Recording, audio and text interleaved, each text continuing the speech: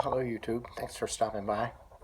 Recently a friend of mine brought by a collection of knives, a couple of which he wanted me to do some modifications to.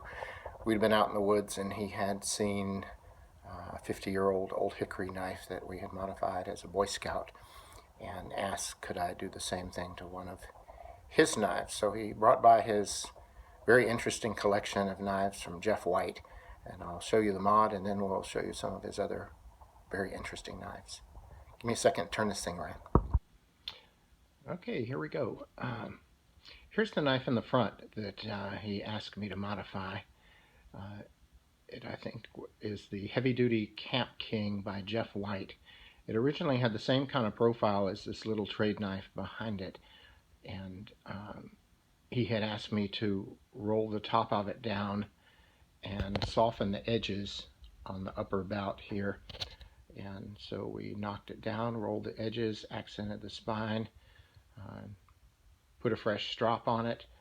These all have kind of high convex grinds on them. This one is nearly 1/4 of an inch thick slab of steel. It is massive, much thicker than things that I normally take out in the woods. But let's have a look at some of the other ones. Starting over on this side, I don't know what this one is called, but it's huge. Same kind of deal. He had me round the edges on the front third of the upper bout, so that in using it as a skinning knife, it would glide cleanly over smooth muscle tissue, and then the freshly dressed blade could open up hide like it had zippers on it. This one is interesting, and I like the shape. I think it was called a large Kephart knife, maybe from the Pathfinder store. Razor sharp, convex grind, didn't do anything to it. The only mod is that showed him how to just round the edges in the front so it would glide cleanly as you have it upended and pushing through, separating skin from smooth muscle tissue. This is rather like a French trade knife. I think it's called the Bushcrafter, something. One thing that appealed to me on all of these knives is that I don't know whether they're hand forged or these are just the forge carbon left on them. But the hammer marks, forge marks, everything are left, and then the edge is finely dressed and polished. And all the ones that in his collection here were razor sharp, right out of the sheath. This one I think is a knockoff of maybe one of Dave Canterbury's favorite butcher knives from way back in the day. Didn't do anything much to it except just roll the edges on the front third of the upper bout. This I found super attractive. It had a nice roll top, reminiscent of my modified Ontario old hickory knife, and the blade is thin, where most of the rest of these are at least 1/8 of an inch thick. This one's nearly 1/4 of an inch thick, 3/16. This Camp King Heavy Duty is, wow, it is a massive slab of metal. What I really liked about this one that I understand is modeled after Nesmuk is that it has that nice rolled edge on the top. We soften those edges, beautifully dressed, polished edge on it, shaving sharp, but that the blade is thin. I think it's just calipered slightly under 1/8 of an inch.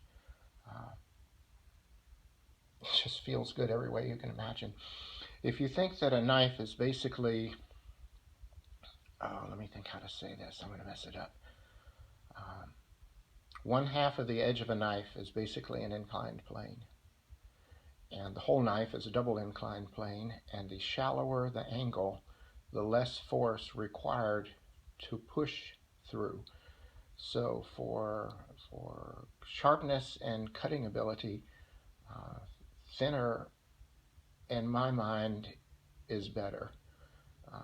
I like the idea of these convex grinds because no matter what you're pushing through, there's always metal behind it.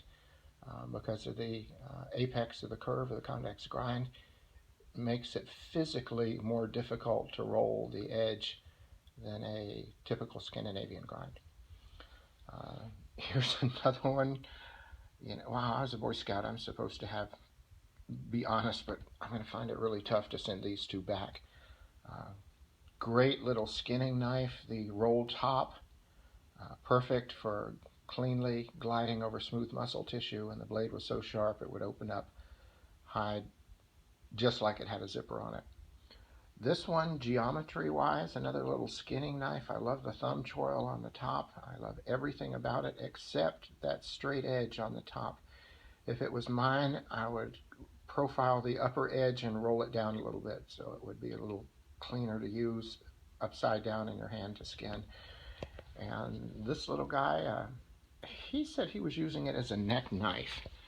Uh, Same deal. I would roll the edge down a little bit, but that, now that I think about it, that appears to be my go-to mod for any knife that I have, which is maybe why I've gravitated toward rather Kephart-esque blades over the years, especially using them field dressing game. Great little knife. And the awesome thing about all of these, if I understand him, is that they all have super affordable price points. All these are by Jeff White. I think some of them he got off the internet, some from the Pathfinder store. All of them fairly affordable. Uh, these three smaller knives and this one have a blade thickness of a little under 1/8 of an inch, which I find ideal. All of the rest of these are 1/8 of an inch. This one is 3/16, and this slab here is almost 1/4 of an inch thick.